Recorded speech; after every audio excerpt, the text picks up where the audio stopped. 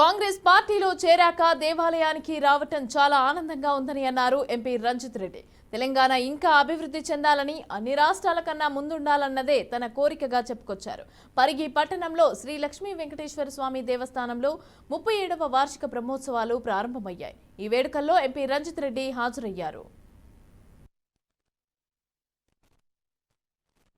Party మారిన తర్వాత మొదటిసారిగా చేవెళ్ల పార్లమెంట్ కాన్స్టిట్యున్సీకి రావడము, అందులో పరిగికి రావడము, ఇక్కడ వెంకటేశ్వర స్వామి 37వ వార్షిక బ్రహ్మోత్సవాలకు అటెండ్ అవ్వడం చాలా నా జన్మలో ఇది మంచి ఘటన. ఎందుకంటే బ్రహ్మోత్సవంలో పాల్గొనడం మొన్న నేను తిరుపతికి వెళ్ళిన, తిరుమలలో పార్టిసిపేట్ చేసిన, దాని తర్వాత ఇక్కడ రావడం, ఇక్కడ బ్రహ్మోత్సవాలు చాలా వైభవంగా జరుపుకున్నానని చెప్పి రామ్మోహన్ రెడ్డి గారు చెప్పడము, స్థానిక ఎమ్మెల్యే గారు నేనే చెప్పడము, ఈరోజు నేను రావడం చాలా సంతోషం.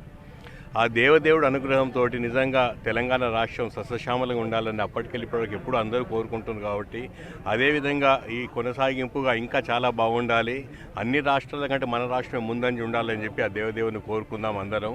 ఎందుకంటే తెలంగాణ రాష్ట్రం కష్టపడి తెచ్చుకున్న తర్వాత ఇంకా అభివృద్ధి చెందాలంటే అందరం చేయుతనియాలి.